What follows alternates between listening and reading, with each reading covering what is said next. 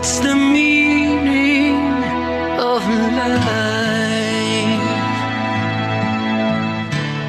What's the meaning of life?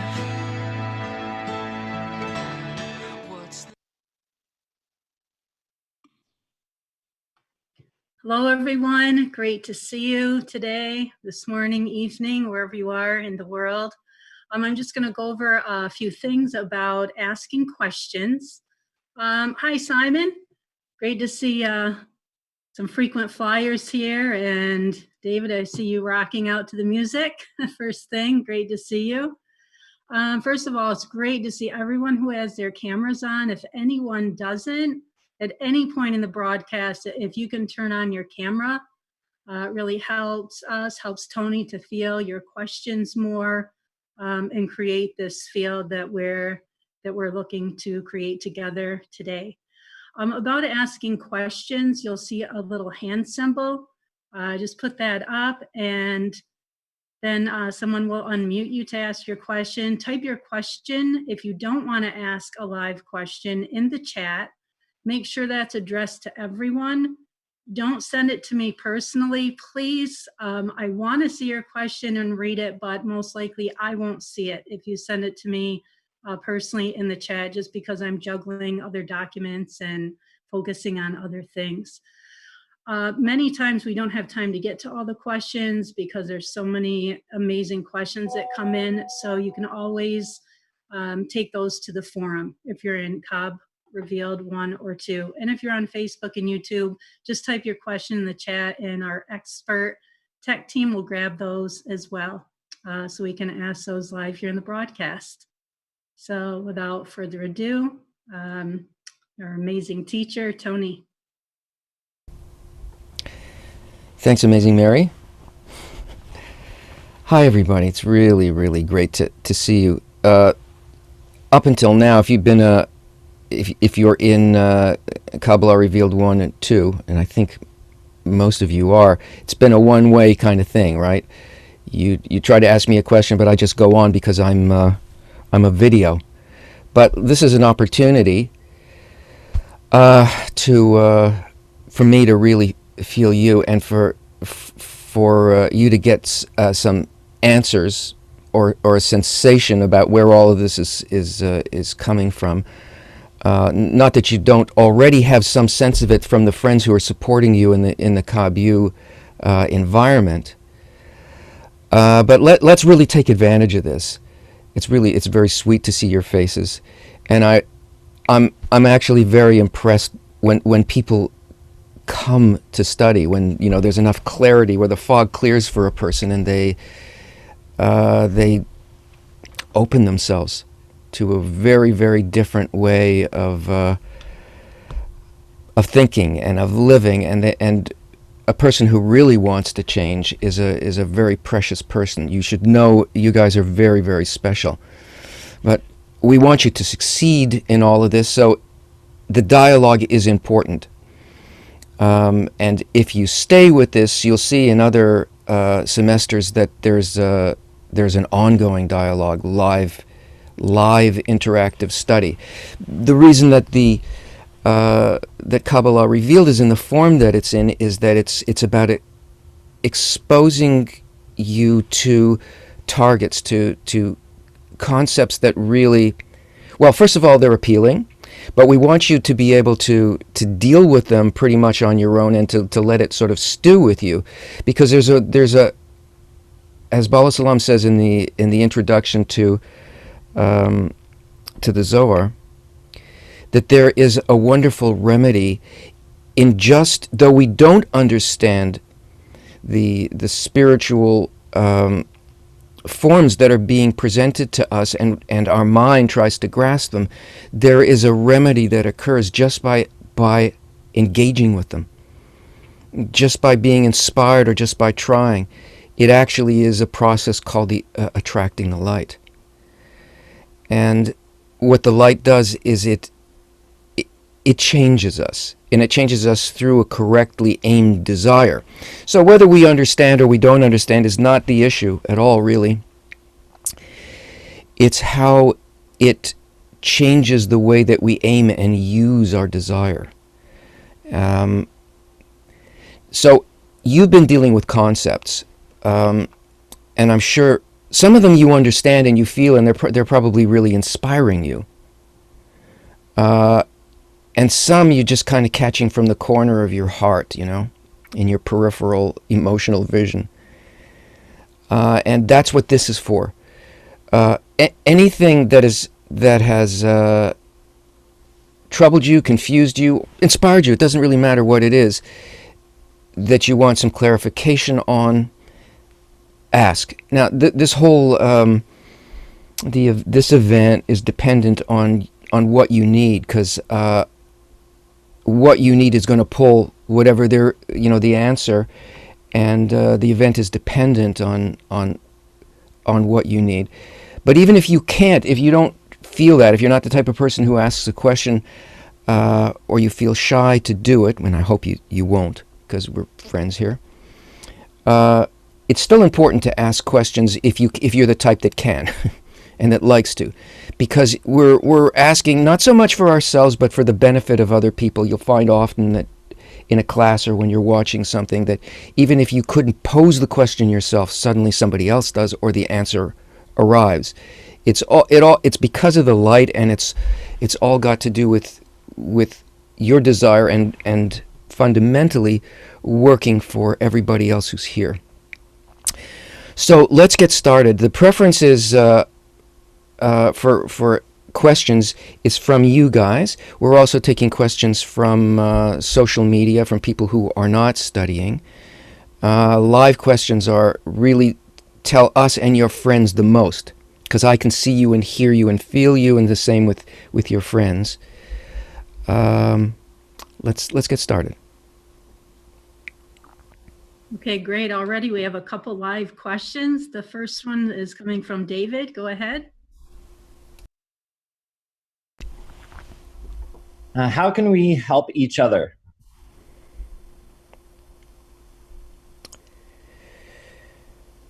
You know, the idea of what is help, I think that's the basis of your question. What you're ready to do it, so what do you do? Well, you do everything that you can do, but it needs to be focused on others, the people that you're studying with, basically. Because this is a method that we're learning. So we learn it within certain parameters and certain fixed conditions. We don't learn it out in the world in general. We learn it here with each other, with people who have the same goal. The most important thing is to inspire your friends, to think about them, everybody achieving what it is that basically that you want to achieve, that you're here in order to help them do that. This is a very hard thing to focus on, because primarily we're always thinking about what we want to get out of things. But at the beginning, if you just think about all these people here as a single organism, start thinking that way, a single heart, and that you're a cell, just like you can see yourself as a little cell inside of these little squares here. That's the truth, actually. That's how things really are. We're all here with a single ear. We're here with a single heart. We're aimed at a single target. And our desire should be for the well-being of the whole body, represented by all these little squares with all of these souls wanting to do the same thing. Whatever you're moved to do after you have that sort of feeling will probably be the right thing. But we're not really aimed at doing things in the physical realm. We're not aimed at that, but we don't exclude it. But look, we're in the virtual realm. So what are you going to work with? You're going to work with what's in your heart and what you feel about people, your resistances to people, whether you want something for yourself or not. That's the general target, Dave. Hey, thank you for your question, David. The next question is also live from Bernard James. Go ahead, Bernard. Thank you, Mary. Is it audible? Yes, we hear you. Go ahead. Thank you. Thank you. My question is, what is a correction in our corporeal life? Okay. So please explain, Tony. The corrections are not in the corporeal life. One of the things that is very, very important to remember, and it'll be difficult to do for a long time, is to understand that we're not speaking about things in the corporeal. Those things are arranged by nature, by the light, in such a way that it's going to aim us to come eventually to our true goal and to what life actually is. We're not trying to use any of the things that we learn about in order to use them for a corporeal life. The effects in the corporeal are byproducts. They come as a result of whether or not we are making corrections on the level of intention, on the spiritual level. And we can't even recognize those things or see them until we're really beginning to do that. The correction has just got to do with a basic question: for whom?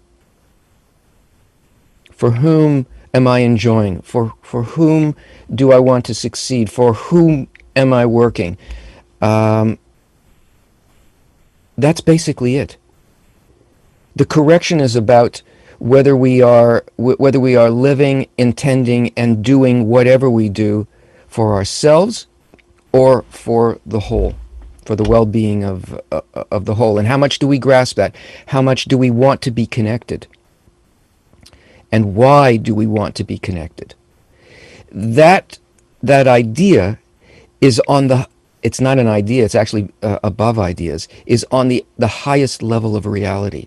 The correction is to get us off the measuring things by the physical and measuring it by what we intend for others. If I want to take something for myself, or if I reject, let's put it this way: you and a friend, somebody who's not a friend, just an acquaintance, somebody you're studying with, they say something, they share something, you read something in the forum, student forum, and you immediately have a dismissive attitude towards it. It's not just you, Bernard. Everybody does this. You immediately go, "No, that's, come on." Or they still thinking that, or no, the guy can't spell, or look at that grammar. Whatever that thing is that in which we detach ourselves from the person, that's an area of correction. If we open our heart, if we really want to feel that person's point in the heart, that person's direction towards their desire towards the spiritual, and all we want to do is like somebody in the audience of a movie taking in the whole story, the nature of it. Look at all of the features of how that person is expressing this desire.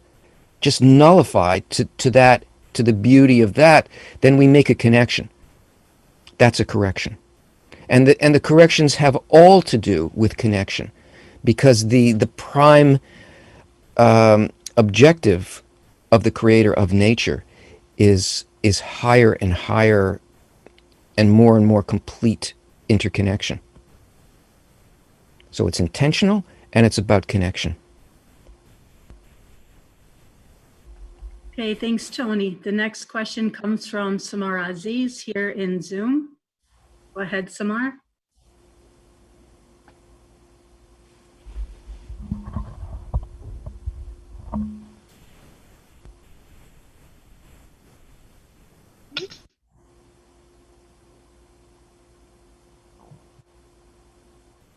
So I'm here now?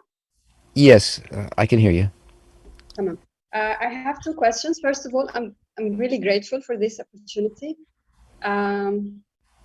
The first question, you have mentioned in the first episode that Kabbalah was hidden because of three reasons. One of them, that the souls at that time were advanced souls.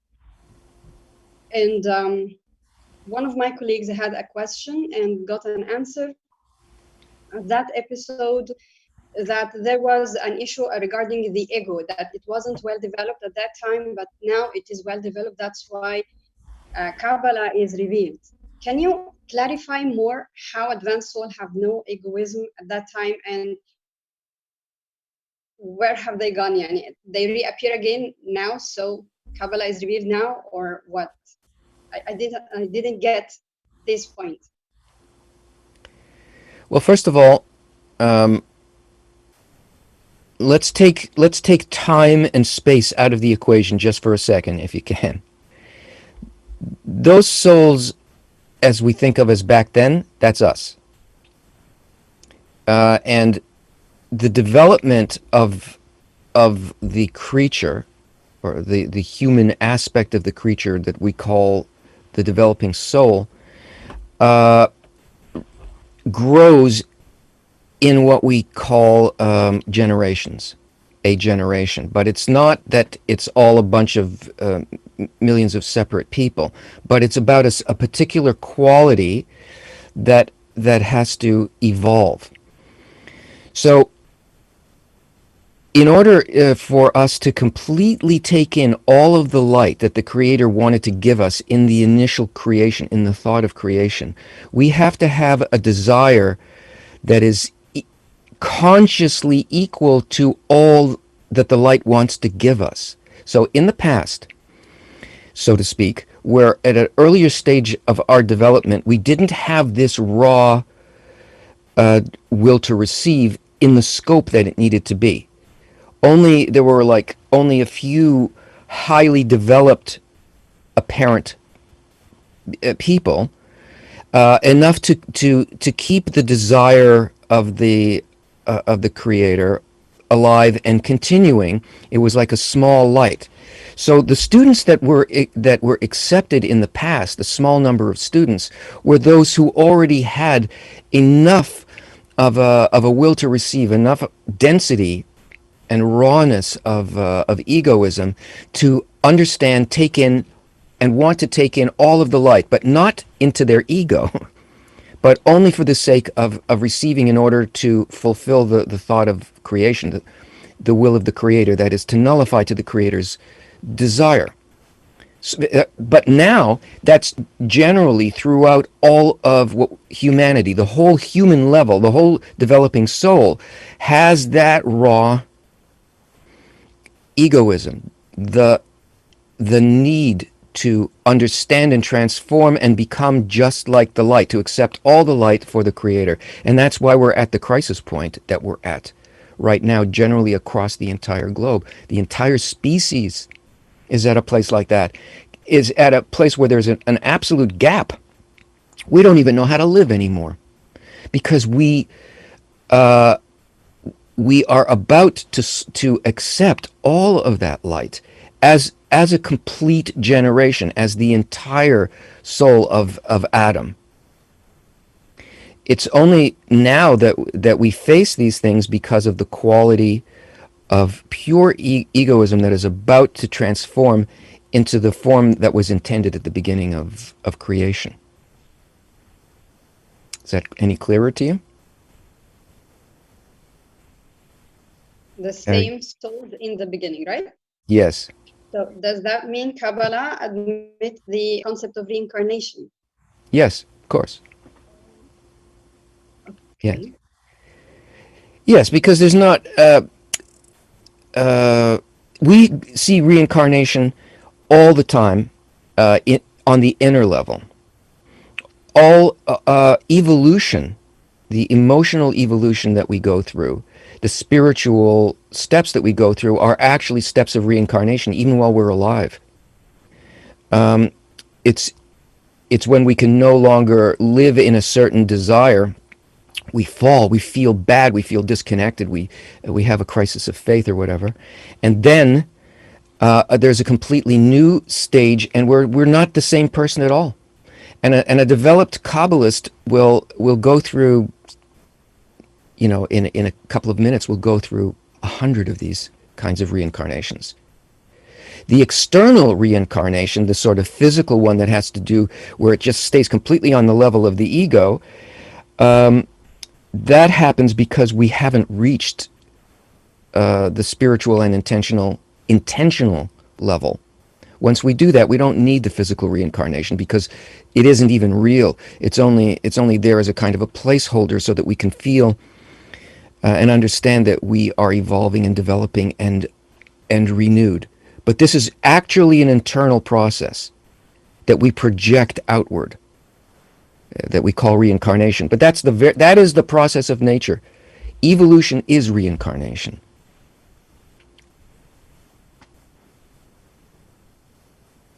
So I've given you more to be confused about. Go ahead. Thank you for your question, Samar. We also have Jenny here to ask a live question, Tony. Go ahead, Jenny.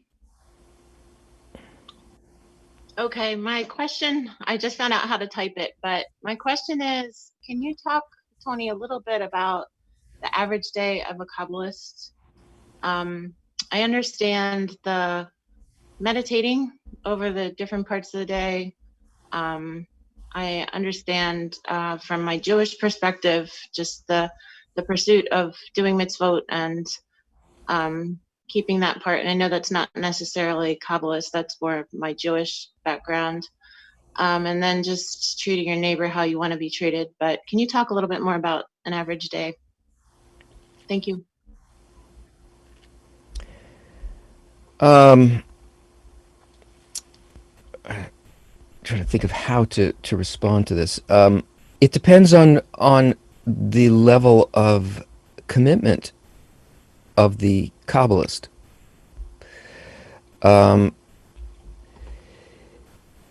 Study is the main practice, but study doesn't mean what it means, say, in Orthodox Judaism. That's what you know about, right? So, or even other forms of Judaism, lesser forms. It doesn't mean that. It looks like that, but it is the entire. It's a process that is always led by the study of immersing into what the sages, the targets, and the method that the sages give. So somebody who is deeply involved in it would study. This doesn't apply. First of all, I want to make clear that this is completely voluntary and up to a person's level and need. It all has to do with one's desire, not like, well, you must do it like this. But basically, there is a study that the committed students do every morning. Right? In North America, it's in the evening. We study for 3 hours every day. The rest of the day, we're involved in some form of dissemination, our work, taking care of our families, connecting with other people, with other students in a regular form, in a thing called the 10, a minyan, which is actually a Kabbalistic working group. That because there really is no individual. The 10 is actually the individual. That's where the 10 Sephirot and all of that. What that's really about is a kind of connection that reflects the way in which nature is actually structured, the laws of nature. The entire day, there is no meditation. I don't know if you meant that literally or if you were talking about it figuratively, but there isn't any meditation. Depending on a person's religious tradition, they would do those traditions, but that's not. Or not, but they would use their Kabbalistic study and the Kabbalistic practice in order to search for and connect with the Creator's property directly. And mitzvot are corrections. They are the internal work that's dictated to us from nature at any given moment, according to our rejection of others and so on, because these are helps. And the day is one in which the attempt is to constantly be focused on what the sages tell us, to be focused on our correction, to be working for others, and so on. It looks like anybody else's day except for that study part, which probably looks nuts to most people. but again, it has to do completely with your own need. You don't eat more than you need, and the same thing with the commitment and the study and so on. We have another live question here, Tony, coming from Rena Rachel. Go ahead, Rena.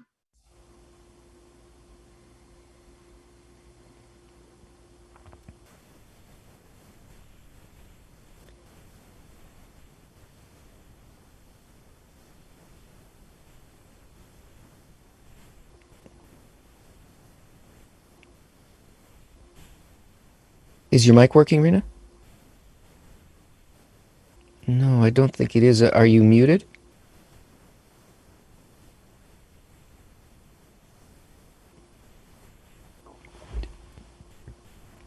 Well, okay, so let's see if we can get you some help with your microphone, and we'll come back to you then.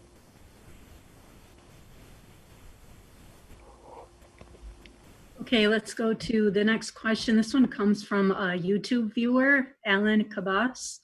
How do we dwell in this world challenged by the COVID pandemic? Good question. All right, I'm going to share something with you. What was the name, Alan? Yes, Alan. Okay, hold on. I'm just going to share my screen and share something with you, and then we'll talk about it.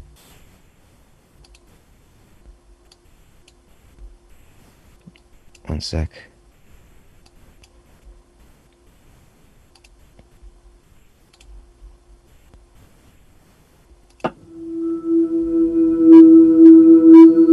Stop.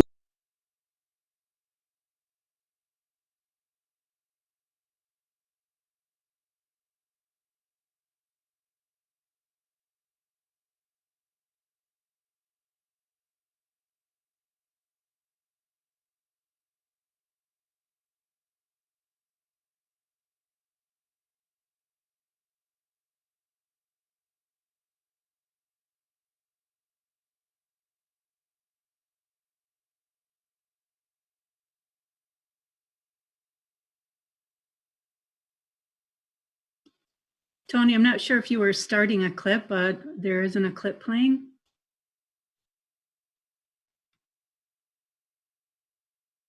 Yeah, sorry.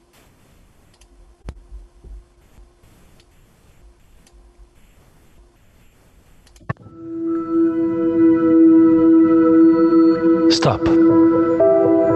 Just stop. It is no longer a request, it's a mandate. I will help you. I will bring the supersonic high-speed merry-go-round to a halt. I will stop the planes, the trains, the schools, the malls, the meetings, the frenetic, furious rush of illusions and obligations that keep you from hearing our single and shared beating heart. Your obligation is to each other, as it has always been, even though you have forgotten.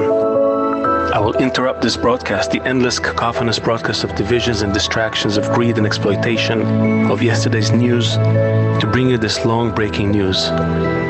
You are not well. None of you are. You are all suffering. The firestorms of anger and political division did not give you pause. Neither did the tsunamis of depression and rising waves of suicide, the feverish consumption at the expense of everyone and everything. You have not been listening. It is hard to listen when you are so busy all the time, hustling to uphold the comforts and conveniences that scaffold your lives, but the foundation is giving way, buckling under the weight of your excessive egoistic desires, of your indifference to the other's needs. I will help you. I will bring the feverish fires to your body. I will bring the flooding to your lungs. I will isolate you in your life, just as you have isolated your hearts, that you might hear, you are not well. Despite what you might think or feel, I am not the enemy. I am a messenger, an ally, information itself. I am a balancing force, asking you to stop, to be still, to listen, to look at your fellow human, see him, notice her mood, feel his state.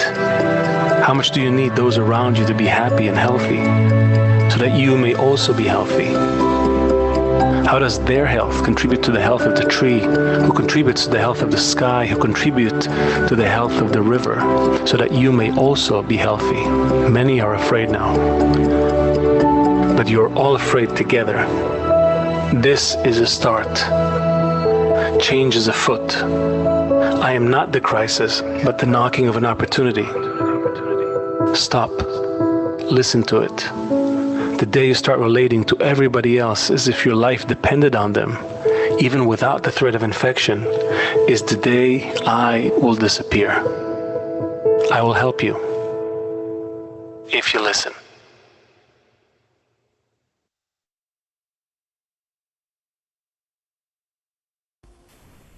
So, read his question again, please, Mary. Sure. Again, this is coming from Alan, viewing on YouTube. How do we dwell in this world challenged by the COVID pandemic? Well, if that didn't answer your question, the part of it that you seem to be asking is, how can I survive this? Like, what does living in this world look like now? This lockdown thing is temporary, but it's really purposeful. It's a chance, whether you're thinking about it or not, you and all of us have been reevaluating everything. Certainly, we're seeing what we do and don't need. There's lots of things we thought we needed, and yet we're surviving without it. But I think probably the thing that we are having the most difficulty with is not being able to be with others. And our life, the real meaning of our life, this, when we get a sense of purpose about it, is all about others. They're what give us meaning to life. That's what has value, and what makes us feel valuable is our relationship with them. Fundamentally, that's actually all there is to our life. And all of that other stuff, it actually doesn't matter. And we don't need to be doing the stuff that we have been doing in order to survive. The thing that makes the world go round is our desire to be supportive and help others. It's not the money that makes that happen. It's not being employed officially. It is the willingness and our dependability, our mutual support.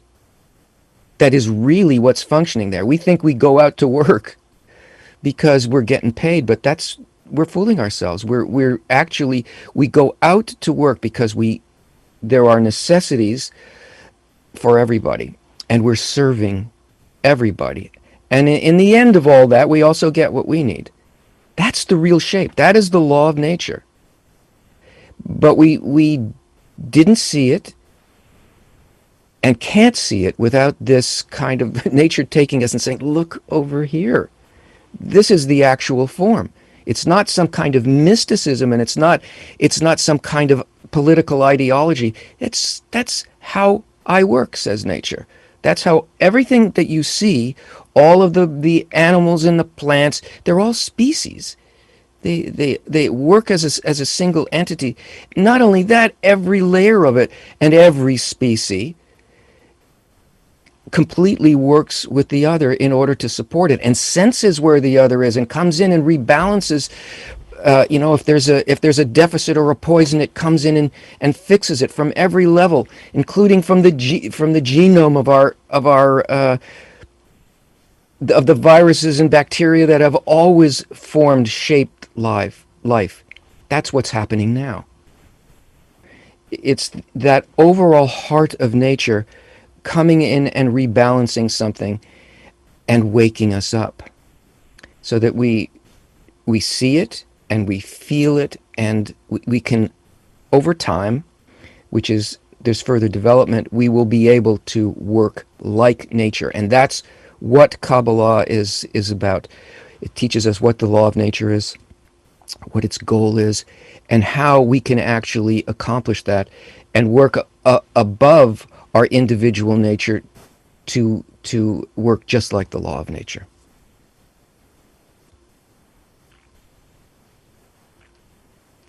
We have another live question. Joseph is here with us on Zoom. Go ahead, Joseph. At first I apologize my English, but I will understand you perfectly. My question is it possible to pray? Okay, does it have any effect to pray for someone else, that the Creator open the point in his heart? If we are talking for someone who is just living to satisfy his animal desires, or the second desire for wealth and health, and that he jumps to the desire when he have the need for the Creator. Does it have any effect to pray for that person? It has an effect on you. It it changes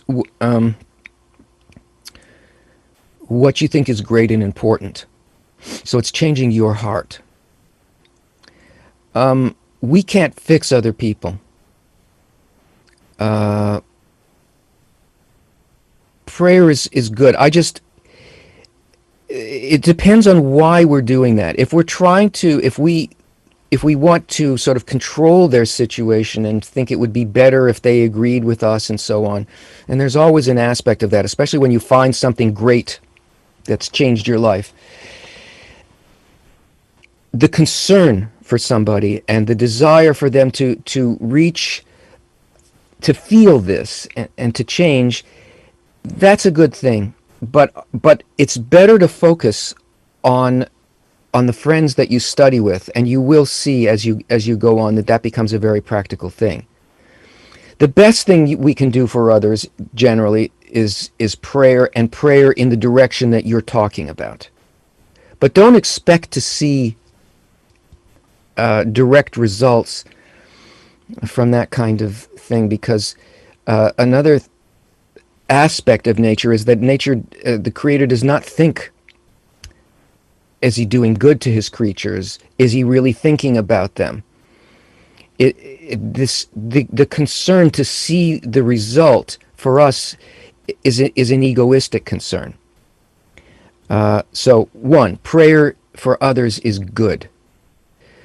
Don't expect to observe a direct result, because that will just make us think of ourselves and seeing something happening on the physical or sort of rational level there. That's the best I can do with it. Prayer is good. I just want to say thank you for so many live questions. This is so dynamic. And Tony, there are questions pouring in from YouTube, Facebook. There's friends here from the Netherlands, Bangladesh, Yugoslavia, Denmark, France, Ethiopia, and I'm sure others. Those are the ones that I happen to notice. So that's wonderful. Yeah, keep the live questions coming. It's amazing. Next one, also live question, comes from Betty Jamal here on Zoom. Go ahead, Betty.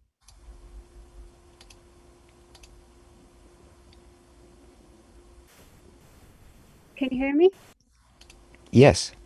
Okay. Hi, Betty. Hello. Hello, everyone. I'm grateful to be here. My question is also about prayer. To my understanding, we know that our prayer is correct after it's answered. In that case, if that's the case, it seems like we only know after our prayer. So how do we make sure that we have the correct prayer prior, or while we're praying, that we have the same desire like the Creator, if I understand it correctly? Yeah. In Kabbalah, we're not talking about prayer in the same way that we might from our religious traditions.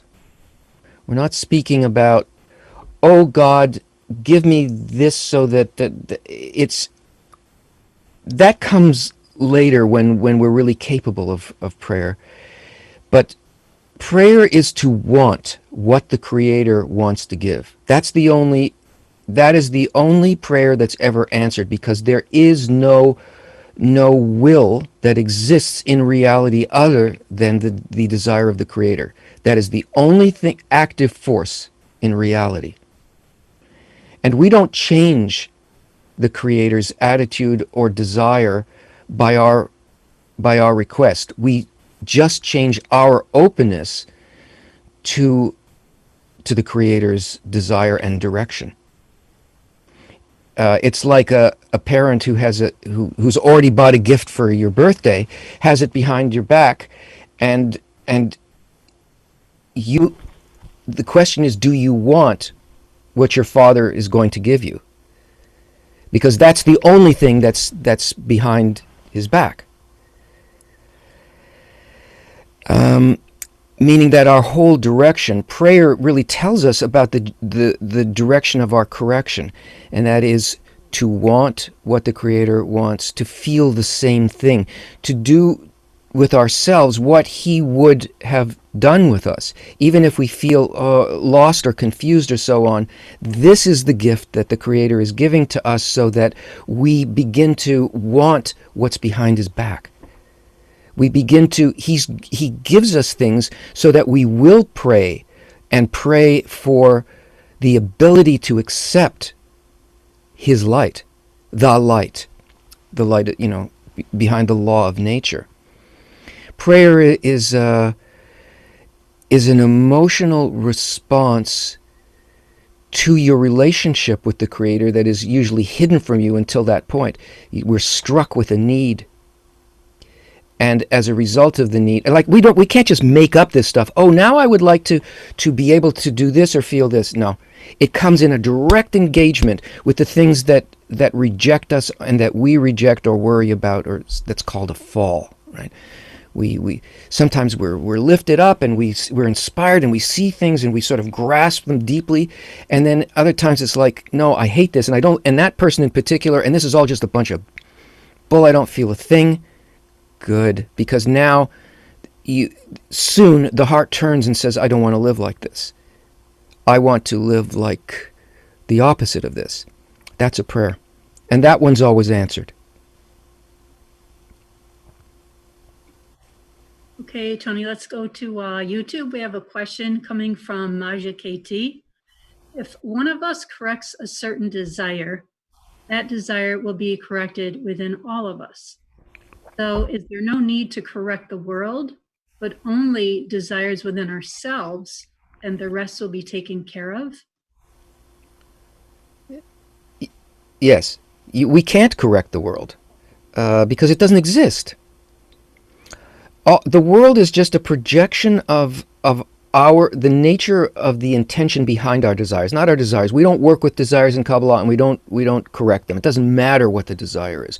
What matters is the what for, directed towards what. Whose desire is it? We don't even create our own desires. They're instilled in us in order to evolve us. But we get to be engaged with them. We feel all of it, and we have an area of free will.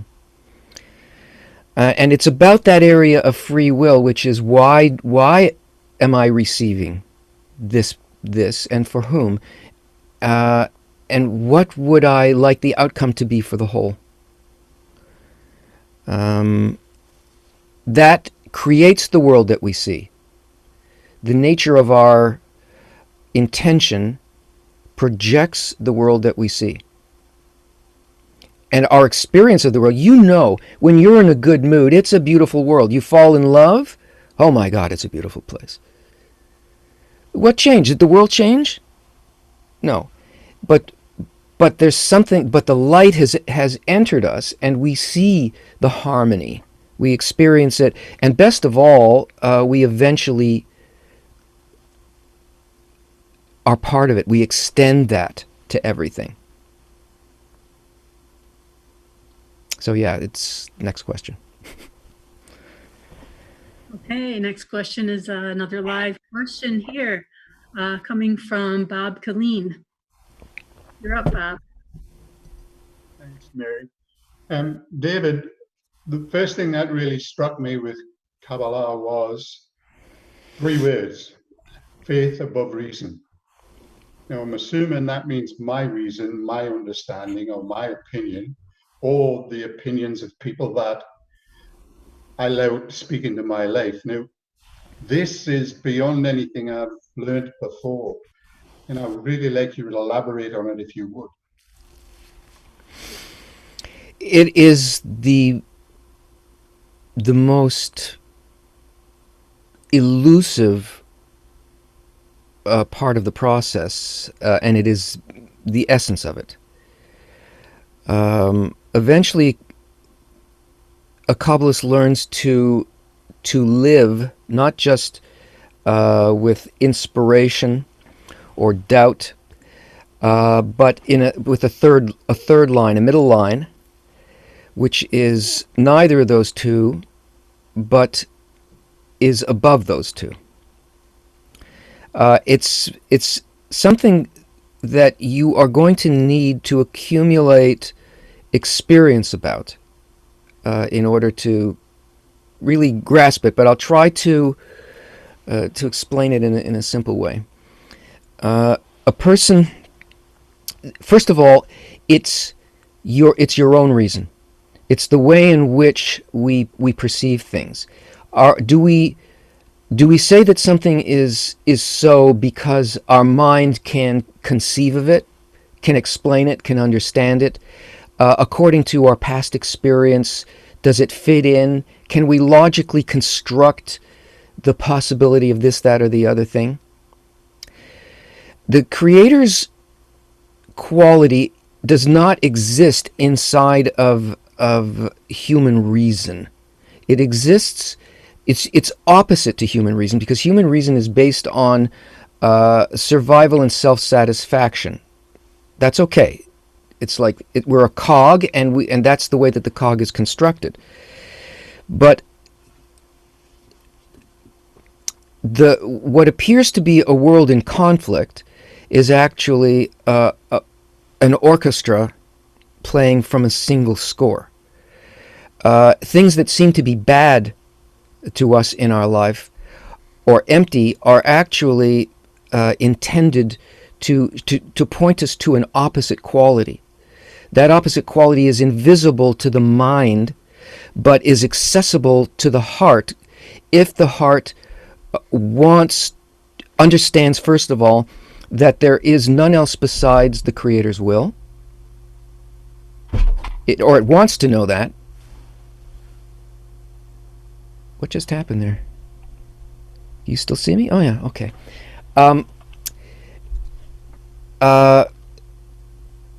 And uses there's none else besides him instead of our own reason. Replaces our reason with the quality of the Creator, and this is basically this: He is good that does good. Everything is good. Everything is being done for my own good and for the good of the entire system, no matter how it appears, and especially when it appears opposite. So above reason is above the ego, above the human capacity to intellectualize something, and it doesn't fit into the mind. It's greater. Is that okay, Bob?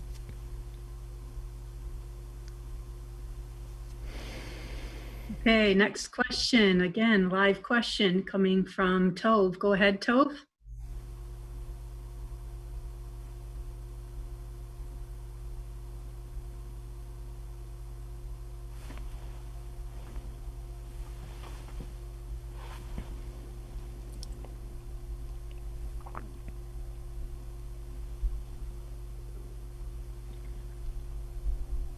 Tove, you can go ahead and ask your live question.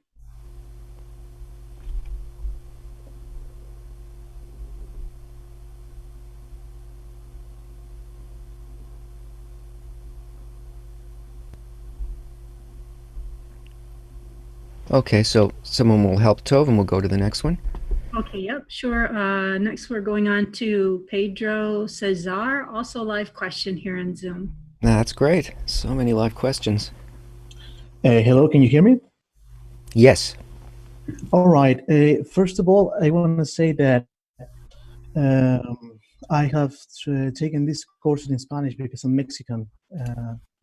And now that I'm taking it or retaking it in English, it's just such a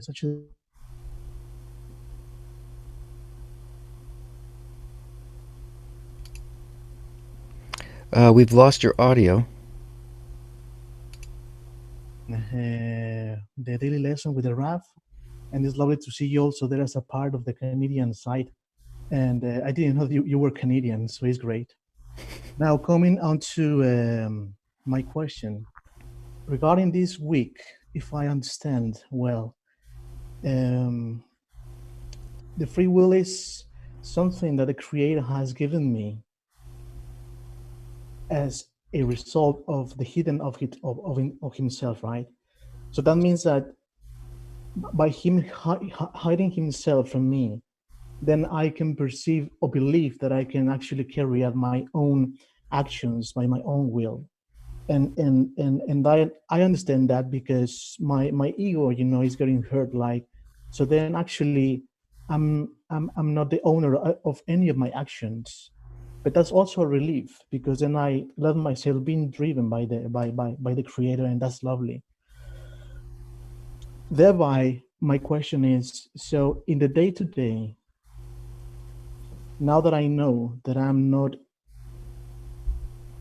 the author of my actions as such, that I'm just the reactions of my ego, if I raise above those reactions, is that to raise above reason? So to say, someone is offending me, or I just walking on the sidewalk and a car is just crosses without noticing me, and I'm just like, oh, I want to yell. So going above reason, putting Kabbalah into practice out of the 10, would this mean that instead of yelling at the person or just swearing at the person or whatever, if I say, well, this comes also from him because there is none else beside him, by that pause, by that 2 seconds of not reacting, am I already in my daily life, in my daily basis life, already going above reason out of the 10? No, but you are doing part of the process. You are remembering the greatness of, the magnitude and the completeness of what life actually is, of the law of the light. So the greatness of the Creator is inspiring you to set aside your reason for a moment. That is the beginning of that process. And again, the process is specifically, the training is specifically in relation, at this point in your studies, will be related to others who are studying with you, because that is a good attitude, and it is a correct attitude in general. But there is something very special when it's done with other people who have exactly the same intention as you. Then you're not just giving up your identity. It's not like free will doesn't release us from how the actions of nature and the actions of the Creator tangle with our heart. That's very, very real. And the point is, it's not us against the Creator. It's not about me having an individual relationship with the Creator. It's about becoming like the Creator's quality, and the Creator's quality is the quality of connection, interrelation, and complete holistic support. That happens when you are together with others who, in the training, who are aimed at exactly the same thing. Then you come into contact with a general field that is between all of you, And that will happen as you go on in the study. So what you're learning, the concepts you're learning now, and I understand why you're applying it to the world and to all of that stuff, and what you said is correct, but it's not the target. What we are trying to do is we are trying to experience outside of our ego and in a general field that is shared by others, that this mind or desire of the Creator is a shared one. That's why it's important to do this process, and you will in the future. This, what you're doing now, is good training. You will be doing it with others, and then it'll be very, very focused, and the fact that they're aimed at the same thing will really speed up the process. But basically you're on the right track, yes. Okay, Tony, we're going to keep rolling with the live questions. The next one comes from Kunsha.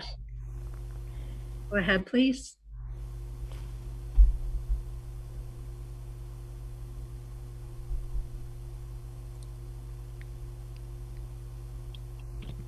Hello, I hope, can you hear me? I can. Hello, everyone. Hi, Kunsha. Yeah. My question is that you already said it's an opportunity for us to do something new. So how can we evaluate this opportunity by connecting our souls and the body together? Because sometimes in this world, we're so busy that we don't connect with our souls. So how can we do that in this time period where we are stuck in the pandemic? Well, you're doing it right now. Your soul is the others. Your soul is the relationship that you have to the others. That's, you know, what your heart is doing, what exists between you and the other. There's no, I think you're understanding this. It's not in you. It's between you and others. Right now, if you take a look at all of the people, if you go to, you know, the gallery view, and you see all of the faces of all of us here, there exists a desire between all of us to grow, to understand, and we're all aimed at the same thing, whether or not we can sharply focus it right now. This is your soul. This is what the soul looks like. As something we couldn't see in the past. And even though we're in a pandemic and all of that stuff, or maybe we're not, we're in some kind of special caress from nature, but it's put us all together. And look where you are. You're sitting in a place where you're not having to think abstractly about your soul. You see it. And every time you look at any square, your heart is immediately reacting, and the quality of what you feel between you and that person, or you and the entire field of people, that's the soul. That's the living electrical impulses there. Do you care? Do you judge? Do you want to be connected? Those are the dynamics within you. These are the shared emotions of the human species, which is supposed to be the connecting conduit between the upper force and all of the other levels of nature. This is what it looks like. This is who you are. Every square but you, that's your soul. Flip through it. Look at all that. There's a lot of people without their cameras on, but that's basically, yeah, there's your soul is kind of waving to you. Yeah, we love you too. This is how we do it. And you've been guided to do this. You've been brought here by a special act of nature in order for this to be really concrete. So use your heart in this situation rather than, you know, than your intellect, and you'll see that this is the way that it is. And hopefully, as a result of the study, and when you can go outside, you're going to have eyes like a bee. Each one of these, you know, is going to be your eye. Next question. Okay, we're going to go to a question coming from YouTube, actually coming from Rick Watts. how do we work against the forces that want to put things back to the way they were before the pandemic? I think we work with them the same way that we do it's a spiritual question, isn't it? So if you and we keep aiming at wanting to live a different way and for a different reason, that will make the difference. I think everybody kind of feels a reluctance. I don't really think that people in general, this is really a bottom-up kind of phenomenon that's going on. Leaders do not know what to do in this situation. Now, I don't know, and they turn to experts, and experts immediately, they start connecting with each other, and that's why you're seeing all of the same solutions coming up, because they network with each other. The leaders don't know, and the experts don't necessarily know. This is a phenomenon of us. We're the ones in charge of this, because it's the collective that's under correction in this situation, not leaders. Our real leader is the law of nature. And I don't think people really want to go back to the way that it was. People are simply concerned about whether they're going to be able to survive, to have their survival needs met. I don't think I've talked to really more than one or two people who feel negatively about this situation. Most people going, wow, this is really interesting. And people's ideas are really changing. What they want is changing. I don't think we can resist those forces, but I don't think we're alone. We're getting help. There will be all kinds of choices that we're going to be clear to. It'll be clear to us that we're going to make these choices, and we just have to remember what we want and make choices along those lines. It's possible, but I really don't think we're going to be pulled back. I think the changes are inevitable. The road is paved. It's going to be now a question of how much we accept it or how much we're dragged towards it, but the road is fairly clear as to the changes that are happening. Okay, another question from a YouTube viewer. Heather Brown is asking, you speak much of the Creator. How much direction and guidance, etc., in one's life comes from the Creator compared to that of one's higher self? We don't have a higher self. There's none else besides the Creator. The Creator is the higher self. The Creator is that quality, the connective quality between everything. And unless we identify with that, we have no actual self. What we call self is not self. That is the darkness. That is the separation. The connection between us is the self. And we get access to the Creator, from which everything comes. There is no secondary thing there. We get access to that through our desire to have the same attitude towards creation that the Creator, that quality has. We move spiritually by loving, wanting, and intending the same thing. That's what spiritual space is made out of. It's called equivalence of form. And where there is no time and space, the only way that there is evolution or growth or movement, so to speak, spiritual movement, is whether or not what is in our heart is the same as what the law of nature or the Creator, what that quality is. Access to our higher self means to desire to embrace and kind of annul to this in the same way that you would embrace a lover and annul to a lover, to this quality. That gives us access to our higher self. There is no alternative to the direction in our life that comes from the Creator.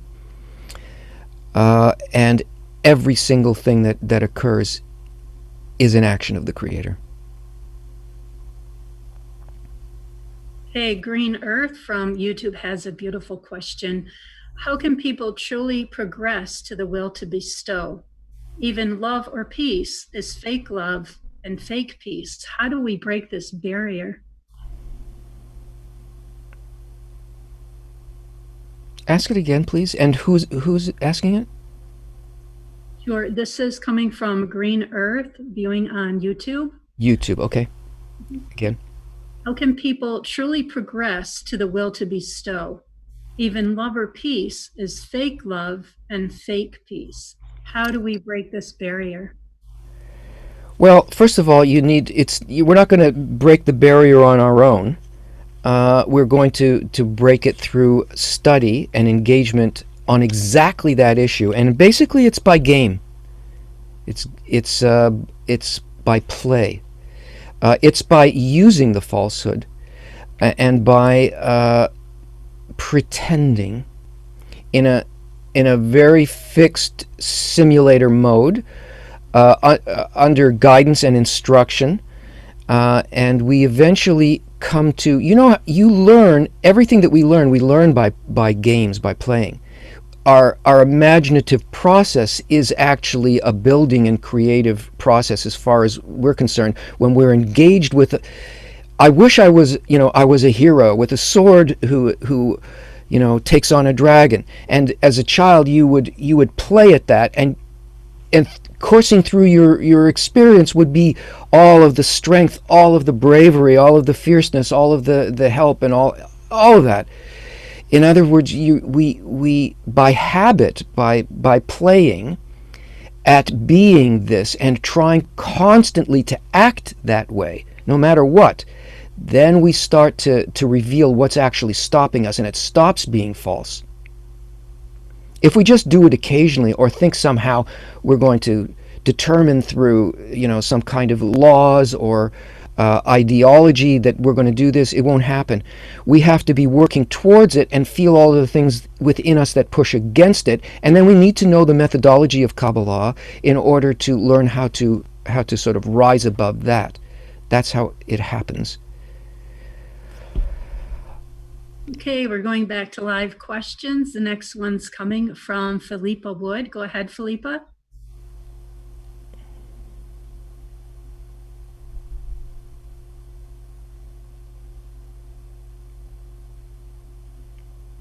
Oh, sorry, I didn't realise I was supposed to be speaking. I do apologise. I was writing. The question I'd like to ask is, I'm building a mesak on both sides of me, which I've never seen any articles written about. Are there any articles? Is this normal, or is it a correction, or is it normal? That's what I'd like to know. Thank you. I didn't quite catch what you said. I didn't understand. Did you say I'm building a masach on both sides of me? Is that what you said?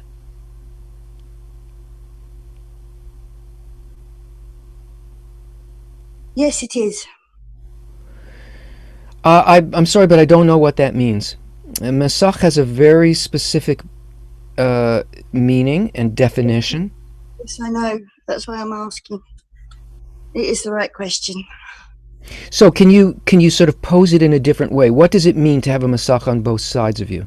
To me, it's in the same way as that I'm restricting the light on one side of me, I'm also restricting the darkness on the other.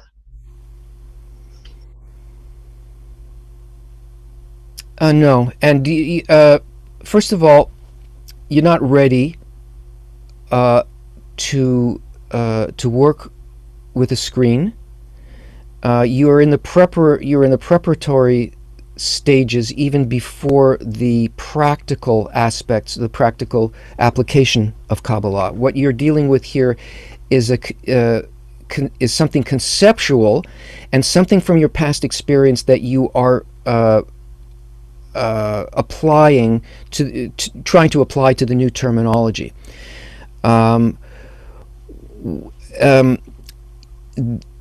It's very, very specific in terms of what light is, and what well, we don't work with darkness, so to speak. The darkness is something that is given to us, and it's necessary. It's purposeful. It's how we develop. We don't try to stop that at all. We have to know how to use it, and that's what the methodology is about. So I think, Philippa, what's happening is, and I went through the same thing myself, is trying to apply these concepts that we're not yet experiencing to things that we already feel, and they don't actually apply. It's good, though, to really want to do whatever we can with our own inner sense of things to feel what that target may be. But what you're describing is not Kabbalah. This is some kind of a process within you that you need to go through at the beginning of clarifying these things. And that's it. And by the way, if people are watching on, for the people who are watching on social media, and if you're interested in beginning to study, you can sign up, and there is a course starting June 14th. You can see that on my little screen here. At KabU. It's the people who are studying now, who are in this Q&A, are doing this self-study course. It's videos and questions and answers and so on, and there's an entire infrastructure of support. This is like an online study university, and many different semesters and courses to take you from the beginning concepts all the way through to practical Kabbalah and a working group and advanced study. So if you follow the link that I'm sure our friends are putting into the chat, you can check it out and see if you're interested in learning yourself. Hey, great. Thanks, Tony. We have 3 live questions coming up. Next one comes from Baruch Alameahu. Go ahead. Great to have you here, Baruch.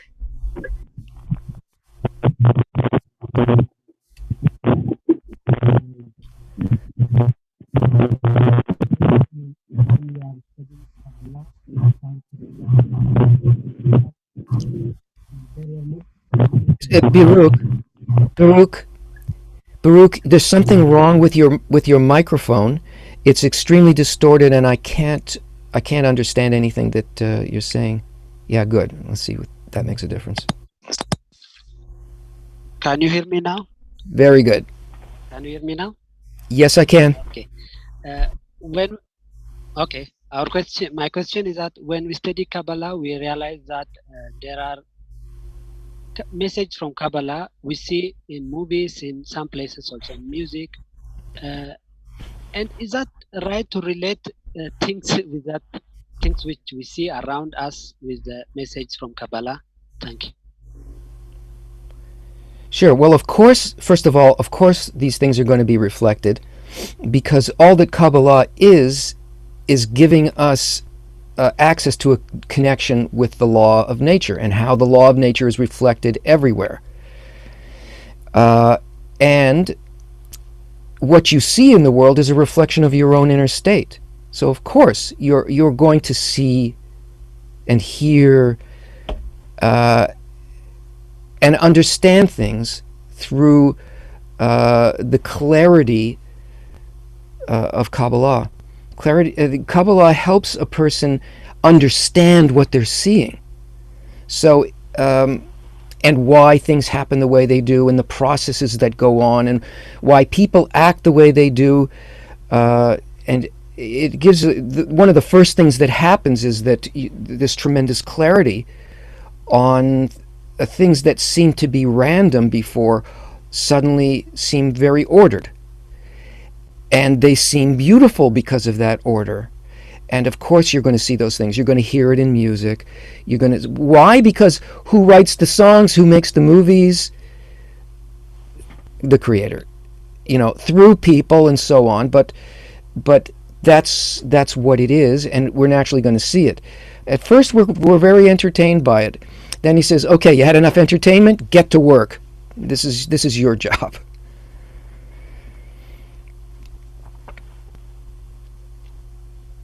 Okay, going to the next question. I see Bina Sheth is ready to ask a question. Go ahead, Bina. Hello, sir. I would like to ask, as you said, there is no one else besides Creator will instead of our own will. So that leads us to surrender. And how do we surrender then? How does Kabbalah teach us to surrender? A person cannot come to the love of the Creator except through the love of others. That's the access. It's the connection and the support and the surrender to the well-being of others. This is why there's like a misunderstanding about morality, that somehow a saint or a saintly person is somebody really moral. No. What's happening is that that is the general law. Love your friend as yourself brings us to love and surrender to the Creator, and it's not felt as surrender. It's not that. It's that we are one that our heart and our intention is one in the same as the law that guides all of nature. But we can't do it abstractly. We can't do it, oh God, I surrender to thee. This is nonsense. It's a lie. Unless we are thinking about the well-being and connection of others, and unless we identify with others as we would identify with ourselves, then we're not in connection with the Creator at all. And all of those things that we think of as morality are byproducts of that correct connection, complete interconnection with others. So over time we learn how to see and feel others as important and as identical with the self. They are the self. That connection as a whole, that's in relation to the Creator, and only that whole creature, connected creature, is in relation to the Creator, not the individual. The individual is in relation to the whole of the human soul. Thank you so much for your question, Bina. We have another live question. This is from Daniel Atafua. Yeah, hello. Yeah, hello. Hello, Daniel. Yeah, hello. My name is Daniel from Ghana, and I have two questions for you. And first one is, how can one be able to overcome the egoism that tend to habits that pull people from not getting to the upper force? And then the other question is that I learned from the point of the heart that there are 5 senses of the soul, and so I want to know the 5 senses of the soul and their meaning, so that in case I have to use them as a Kabbalist. So that is my question, if you can hear me. Yeah. Well, for the first part of your question, you have to. Of course, the force. The only thing the Creator created was the will to receive, was our egoism in regards to our intention. That's all. So the force that we feel is always pushing us away, so that we learn the method to change our heart, that despite this we want to reach its opposite. If that weren't in front of us, if we didn't have this repelling force, we wouldn't be able to feel the light. We only know the Creator by knowing our nature. We expose the completeness of our nature, and like dust particles in space, now we can see that there's light everywhere. We need that resistance, and you need the methodology. So I can't answer your question. You have to continue to study. You have to learn the methodology. The 5 senses of the of the soul are the what are called the spiritual worlds. Those places that are more and more and more connected. There are 5 spiritual worlds, and those are the 5 senses. That is greater and greater degrees of our connection with others, and to the an alignment with the intention of the Creator. So it's Asiya, Briya,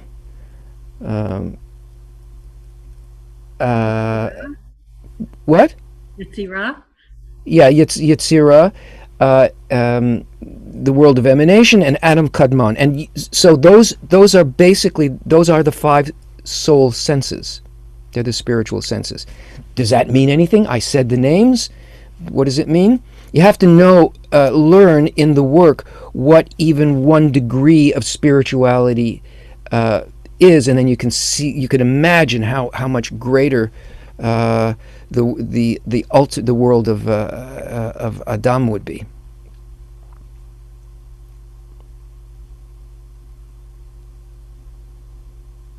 Okay, we have 3 more live questions coming up. This is amazing, the desire that's here today, and all of engagement and just the connection is really, really something unbelievable. Jonathan has a question next, Tony.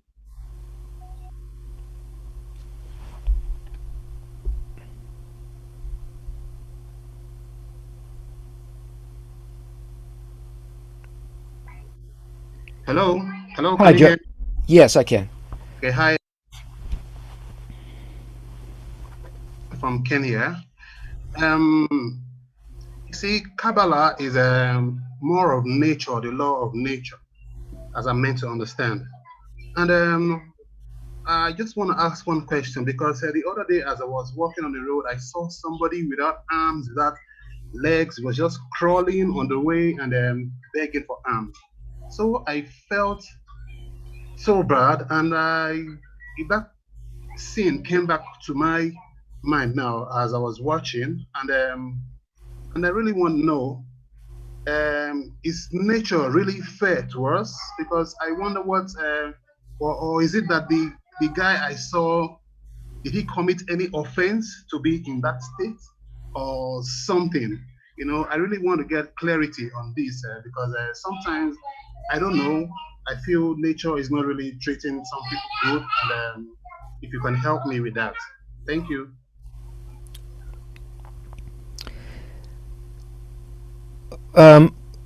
We don't understand the individual sort of instances that we encounter because we don't feel the entire system. We don't understand through a little cross section that we call an event, through a tiny pinhole, what is in process. It's unripe fruit. You're looking at something that is a process rather than an end point. We can't tell where all of that is heading because we don't see the system. And the reason we don't see the system is because we're not working with the same thought. We're not working towards the good of the whole. We don't understand why at a certain point of development something needs to be this way in order to bring it to a complete fulfillment, for the fruit to completely ripen. We look at that as though that was a single thing, and we judge it according to our egoism, which means this is bad for me. If that were me, that would be bad for me. Now let's just flip the perspective, just as a beginning point, so that you can begin to understand this, or maybe it can begin to change. You're seeing that person is there in order to develop you. It's for you to ask the question about suffering. What is suffering? What causes it? Is there actually suffering, or is there evolution? Is there development? The Kabbalists tell us in the first place that the thought behind creation is to create a creature and to fill it with complete fulfillment. There is nothing else that happens in reality. It's a question of our ability to perceive by having our heart also look at things that way. That's what nature wants to change in us. And it's your development that has you seeing an individual self out there without arms and legs begging in order to change you. Because the whole perspective, your inner world and your outer world, is all one thing, and it's all working towards one end. And it's trying to get you to change that perspective, to be able to feel and live in a system like nature does, that takes care of everything all at once. And no matter how it appears, it's trying to develop you and that sort of that part of you that looks like that crippled beggar, the part of us that we have expelled, so that there can be a connection and a homecoming for all of that, and we can feel and see like the thought of creation does. It's not according to the way that our ego looks at it. It's according to a love that sort of, and a connection that embraces everything. This is our challenge. This is the challenge of our perception of reality.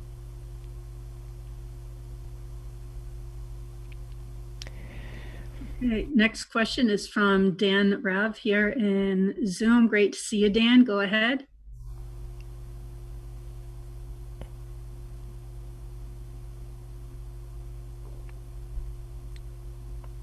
All right. Well, thank you very much for this event, and thank you everybody who's attending. I'm in Munich, and I say hello to all of you. And it is something special that it's live. I have to feel there is something special about this. I really have a kind of a comment, to be honest. When I grew up as a child, I watched an animated series that was called Once Upon a Life. But it was from France, so I'm not quite sure whether you had it in America or not. But here's the gist of the story. It was always the same kind of characters who reenacted stories of the past for children. But the bad guy was always the same bad guy. And this was the same kind of 10 people, basically, who reenacted the same history stories. And as a child, I thought, I fully know that the world is very big and we have many billion people in this world, but in my life, I keep encountering the same kind of people, like it's a much smaller group. And I keep thinking of this television series, this animated series that had the same characters, kind of a much smaller family, I would say, representing life. I don't know if you see what I mean, but it's almost, I have the feeling that my life around me is a much smaller family than I actually think. I know you guys are out there, but the people around me seem to be kind of the same kind of people seem to pop up, maybe in a kind of a different shape. I don't know if this makes any sense. Thank you again for doing this. Maybe you can just kind of comment on this if you can. Yeah, thanks, Dan. Well, that's what we're seeing is we're seeing our qualities, and our qualities under correction. So the people that we see around us are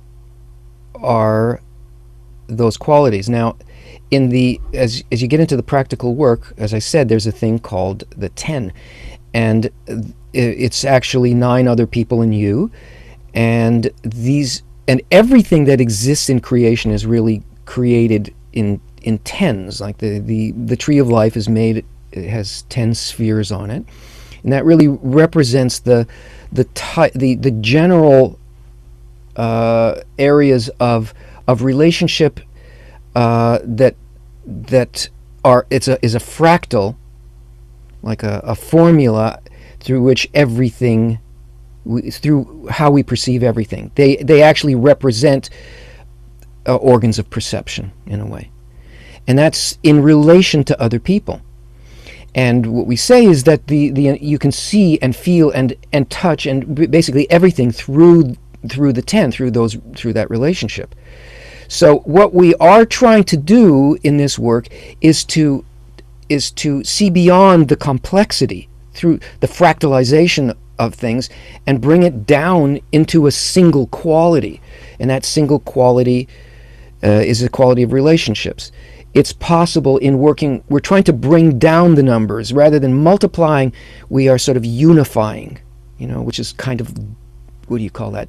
Division, It's not actually division. It's just like you're bringing things closer and closer and closer to a single attitude, which simplifies the forces that we see or what we think.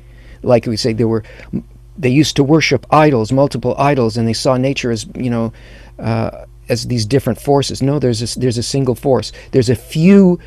There are certain attitudes out of which our perception of reality gets constructed.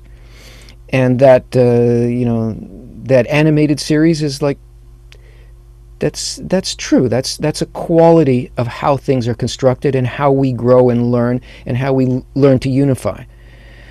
But it's not a psychological thing. It is it's an intentional thing, and it's an emotional thing.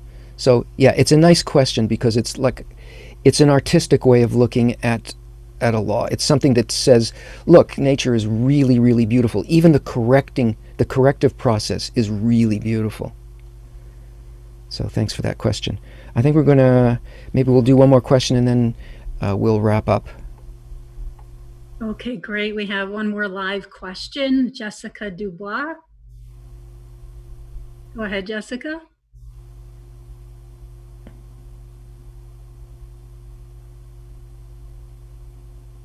Hi. I won't take much time, Tony. I don't actually have a question. Just one of my friends, Manaj, from our group, had to leave, and he really wanted to say thank you to you. Everyone from my group was excited to see you again today because we're in the grad environment now. So we just wanted to say thanks. And good to be here. Thank you. That's very nice, Jessica. I'm really glad that you're here, and I'm glad that everybody is. I'm very moved. This has been special. I don't think we've ever had this many live questions. Everybody sort of activated.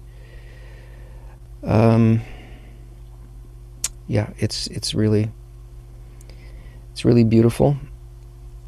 I'm kind of speechless with what I see here. There's another thing. Speaking about does the world reflect? Is it okay to see stuff from Kabbalah? So many of the new friends here have got names that are Kabbalistic terms. I mean, and I think these are people who's maybe they're from Arab countries or something, because it's all the same. The names are biblical names. Like we got Baruch, we got Bina. That Bina is also, she's from India, I think, right? Yeah, it's really lovely. So thank you very much. Any Blitz questions? I don't know. We could do it as a game. Mary, is there any stuff there that we can do that with? So silly, the Blitz. Sure, yeah, I think we have enough questions here banked up for that. All right, let's do that. Oh, wait a minute, I need my bell.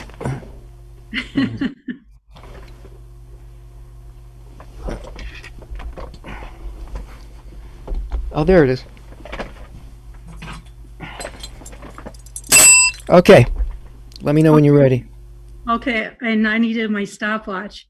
Okay, the game is Tony has 3 minutes to answer as many questions as possible. Short form, mind you, because it's a game. So if you didn't have your question answered today, if you're in Cobb Revealed 1 and 2, just take your questions to the forum. Okay, all set, Tony? Mm-hmm. Here we go, start. From Samar, the 5 spiritual worlds, are they spiritual states that we live in, incorporeal, or as a relationship to the higher dimension? It's in our attitude. What has Kabbalah done for you personally? It's made me have to get up at 7 in the morning here in Toronto to talk to you. Next, Samson, is everything inside us or outside of us is a creator? Does this mean we are the creator? No, we aren't until we have exactly the same attitude. From Bina, if it means there is no one else besides creator instead of our own will. I'm sorry, the questions are jumping on me. Does that mean there's none else besides him? I didn't understand. I didn't either. I'm trying to find it. Okay, let's go to another. Do I have to learn Hebrew or Aramaic to realize the wisdom of Kabbalah? No, Urdu will do. I also want to find people to study with. I'm in the U.S. Just keep studying in Kabyu and you'll get all of that. Okay, from David, almost all religions taught the same cliche, love, care, peace, etc., but it's a problem for our world now.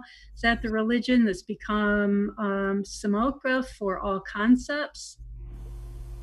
Huh? But I don't have the bell. Let's see, I live in the Netherlands. How can I find a Kabbalist to connect with and to study with? You don't need to study directly with an individual Kabbalist. That isn't happening anymore. It's everybody together. Join Kabyu. Here's an easy one. Can you please tell us the 5 senses of the soul and their meaning? I did that before, and their meaning is beyond my ability. How can we justify the inner reliability of species that you're mentioning when the law of nature is inherently hierarchical and justifies the survival of the fittest in the wild with powerful predators eating the weak? Yeah, no, it's bigger than that. It's I'm not going to justify it. Does the resurfacing of Reshimo refer to inner reincarnation?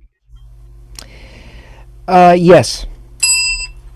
Does Kabbalah teach the reincarnation, meaning being born again as an infant, or you continue your life from where you left it, but in another dimension? You continue on in your spiritual growth from where you were, and the appearances don't matter. What is the meaning of the Merkava in Kabbalah? It's just the work of correction. Where does Jesus Christ come into this? He comes into it in the New Testament. How does Kabbalah relate or see African traditional practices? I don't know the traditional practices, but any tradition should be kept because it relates you closely to your people. Okay, we're over time, and I totally lost track of how many questions you answered. You did a great job, though. I'm sorry that there were some complicated questions, and if I had more time, I would have taken them a little bit more seriously. But in the spirit of the game. Okay, so thank you, and Mary's got some announcements, and we'll say goodbye after that. Okay, and thank you for the special request, Simon, for the Blitz. That's always fun. Have some announcements here. Next semester starts June 14th. If you're watching on YouTube or Facebook and you want to sign up for the course, you can do that. Just see the links in the chat. Also, we have a pay what you wish tuition. It means you can participate in the course tuition or simply support the spreading of the wisdom of Kabbalah. You can do that on Pay What You Wish page. That said, we're also very sensitive to everyone's specific circumstances during the pandemic. So do what's best for you. For the books, if you're in Kabbalah Revealed 1 and 2, you can get your course book packages with a 20% discount. And like what Tony shared earlier, thank you so much for all of the live questions. It really helps to create this field that, that was our intention at the beginning of this session. And I felt we could have gone on for another probably several hours, and the time just disappeared in a blink of an eye. which happens when we're in this field. Also, really special thank you to our tech team. We have such an amazing expert tech team that makes everything flow seamlessly. And David Mancini, new on tech support. Thank you. I saw all your help in the chat, and Tove jumped in too. So that's really a great spirit of bestowal and taking care of your friends.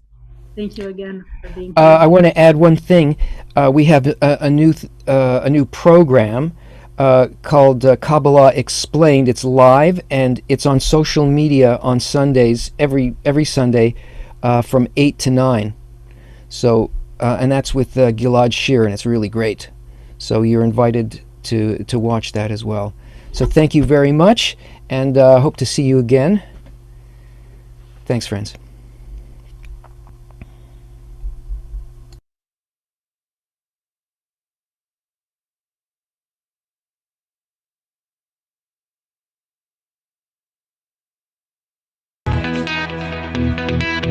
When I can't wait myself, I need you here.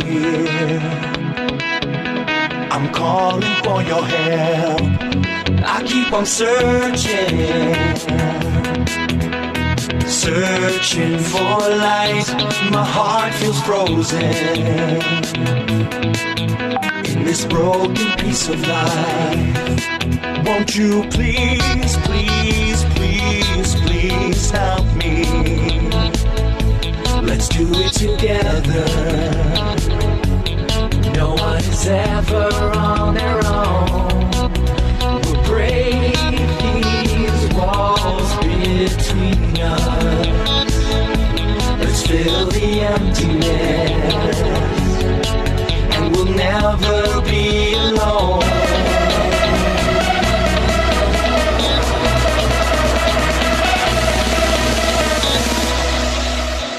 We are the people. We are born to love. Love's a shining light when we unite in this crazy life.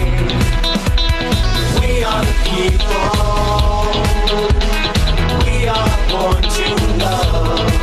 Love's a shining light when we unite in this crazy life. I'll be with you. I'll be with you. Heal this broken path. We'll end the misery. We'll end the misery. I'll give you all I have. I'll be your shoulder. I'll be your shoulder. Always around. Just hold on to my hand. Just hold on to my hand. And I won't let you down. Won't you please, please, please, please help me? Let's do it together, and we'll see a brand new world.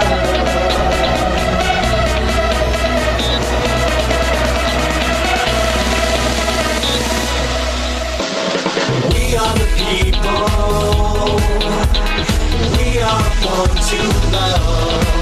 Love's a shining light when we unite in this crazy life. We are the people. We are born to love. Love's a shining light when we unite in this crazy life. We are the people, we are the ones who can unite anything under the sun, become exactly what we want to be, turning strangers to friends to family. I can't feel outside of myself, I need the whole world, so I'm asking for help to get out of my shell, to get out of my skin. I got my fingers crossed, cause I don't know when. We are the people.